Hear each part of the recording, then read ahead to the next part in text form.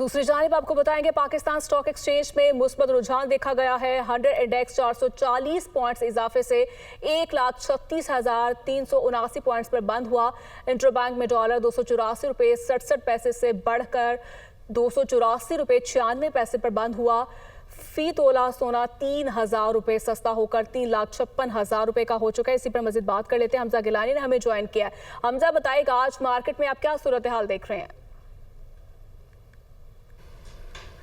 देखिए, मार्केट का आगाज ग्रीन जोन के साथ हुआ था, फिर हमने फ्लक्चुएशन देखी। दौरान trading hundred index positive zone से निकलकर रेड जोन में दाखिल हो गया।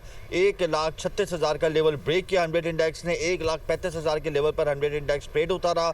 400 पॉइंट्स की हमने इसके अंदर मंदी देखी। उसके बाद फिर मार्केट ने कम बैक किया। हंड्रेड इंडेक्स ने 1,35,000 से जंप किया और 1,37,200 का इंट्राडे हाई किया। 1200 से ज्यादा पॉइंट्स का इजाफा देखा गया। मजमूई तौर के अंदर सेंटीमेंट्स तो पॉजिटिव रहे, लेकिन फ्लक्चुएशन आती रही, प्रॉफिट टेकिंग आती रही। और प्रॉफिट टेकिंग देखें, ड्यू भी थी, करेक्शन ड्यू भी थी, क्योंकि मार्केट बहुत ज़्यादा ऊपर की जानिब चली गई थी। तो ये गुमान किया जा रहा था कि इन 2 दिनों के अंदर बॉन्ड रेंज एक्टिविटी जो है वो काफ़ी लिमिटेड रहेगी, और इसी वजह से हंड्रेड इंडेक्स ने रेजिस्टेंस भी दिखाई और 1,37,000 के लेवल पे जाके ब्रेक भी किया।